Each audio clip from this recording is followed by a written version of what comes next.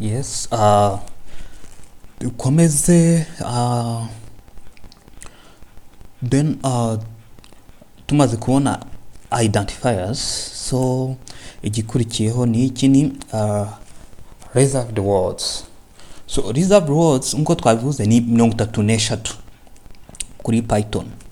Kumva 33 C ashobora kuba ari 30 cyangwa nazo 33 C. Abantu bazi C na C++ na Java bazashire comment aho hasi nabo batubwire ma reserved words ari ni angahe. So hano rero reserved words ni words ziri used already zi Python irazireserva kuko izikoresha ibindi bintu. Urugero ni nk'iyo wanditse function ibigomba ku return, ibigomba kugira ikintu kugarurira. So ukoresha keywords cyangwa se na yield, so kugira nyine iyo function ikugarurira ikintu. So these are reserved words. Muri Python nta kintu ushobora kuzikoresha ko zifite ikintu nyine zisanzwe zikora. So list rero is reserved words ushobora kuyiprintinga. So icyo ukora ni ikintu nta kindi ni ukujya muri Python, then import keyword, then print keyword.keylist. So let's run it. So urazi nizingizi 33. Icyo navuga hano cyo kwitonda ni uko gusa izi 3 arizo zonyine zitangirwa n'inyuguti ndende. True, false and none nizo zonyine zitangirwa n'inyuguti ndende. Izindi zose ni inyuguti ngufiya. So ndikumva reserved words ndikumva zumvikana. Then data types ni ikintu so data types zerekana nyine data types zerekana iki ni kuvuga niba hari izina twabonye identifier nkuko twavuze ngo x ni identifier yi10 ibitsi 10. So nukuvuga data types noneho yerekana iyi 10 ni yihe data type siri, nizi operation nizi cyangwa operation zishobora kuyikorerwaho, niho data types ziza nyine gukora. So urugero no yivuze x equal 10 cyangwa x ingana ni 10, there's no decimal point. So ni kuvuga iba ari integer int. Ari kurareba hano yuvuze f ingana na 2 n'ibice 5. So there is decimal point, this is float already. So komeje gutyo nyine hari izina complex numbers and there is boolean which is true or false. So hano cyo ugomba kumenya ni ikintu ko true or false. Python internally true ingana na 1, false ingana na 0. So nukuvuga uramutse ugize true byabingana na 2. So ibi dushobora ku verify tukareba.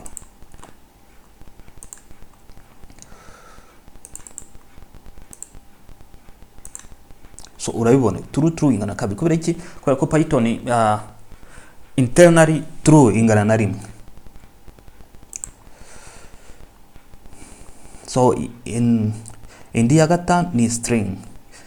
String ni iki string ni so ni character, it's a sequence of characters. So urugero ni hiyo vuze s iko Python. So icyo umenya nuko cyangwa st iko Python. So kumva nahanga habyumvikana. So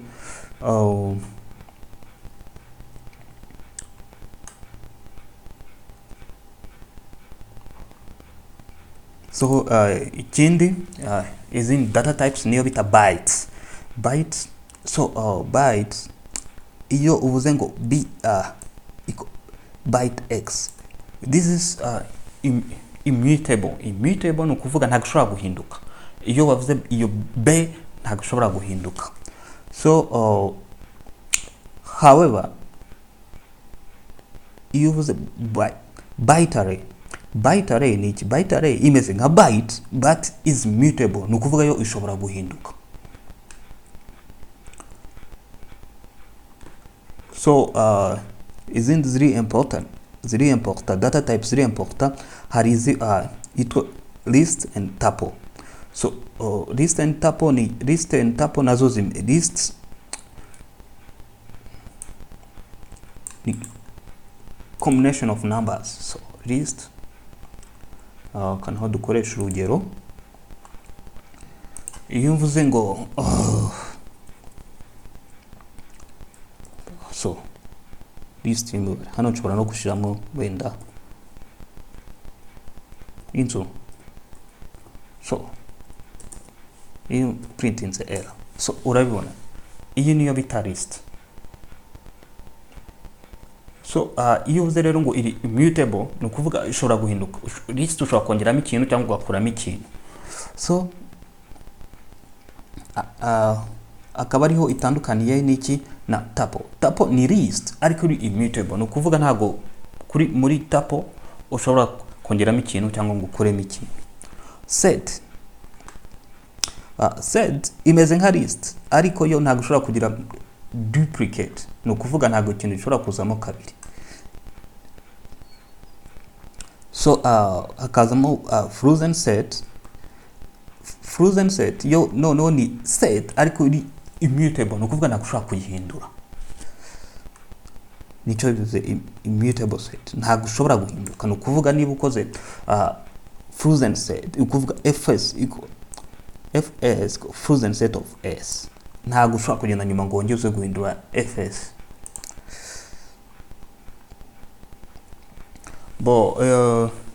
Indi data types iri important niyo bita range. Uvuze ngo range of 5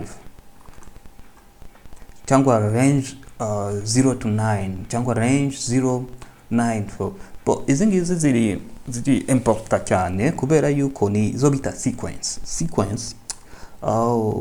Reka nazo dukoresha urugero. So uvuze ngo L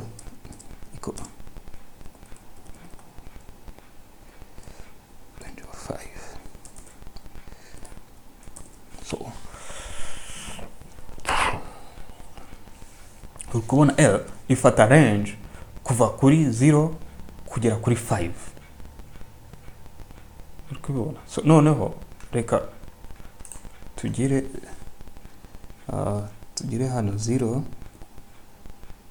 9, noneho dusimbuka umubare umwe. So L, so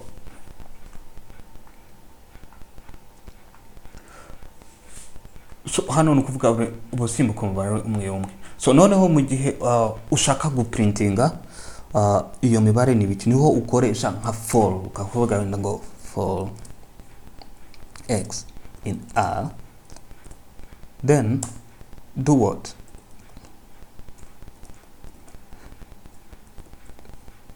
Print x. So icyo gihe uri kubona ko iyi printinga 0 2 4 5 8. Kubera iki? Kubera ko twakoze range kuva kuri 0 kugera ku 9 ariko ukagenda usimbuka umubare umwe.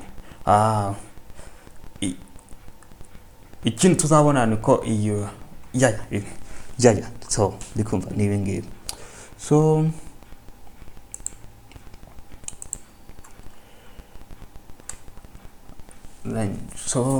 ndikumva iyi range nayo irumvikana. So indi data types ni important cyane niyo bita dictionary cyangwa se dict. So dictionary ni data type. So reka nayo tuyirebeho urugero. So dictionary ni iyo uvuze ngo D, so donc dictionary niba hari abantu so wamenyereye ibintu, so dictionary ubundi nibyo bita combination of key and value. So uvuze ngo wenda dictionary inzu n'igiciro cyayo wenda ikabigura miliyoni. So D kubona iyi dictionary ni iki, iba ifatanye key ariyo inzu, ikaba ifitanye na value yayo. So ku buryo mvuze ngo D inzu,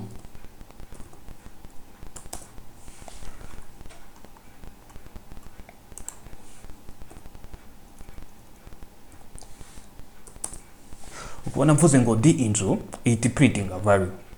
So iyi rero ni dictionary no kuvuga ushobora gukoresha izi D ugakoresha na key ukaccessinga value. So cheka ko zino data type zumvikana none iyi none iyi ni kuyitondera. Iyi none hari abantu bari confusing na zero, ntabwo ari zero. Iyi none ni ukuvuga yuko nta kintu gihari, ariko ntawe iri far different from zero. So ndi kumva izi data types zumvikana. Ikindi hari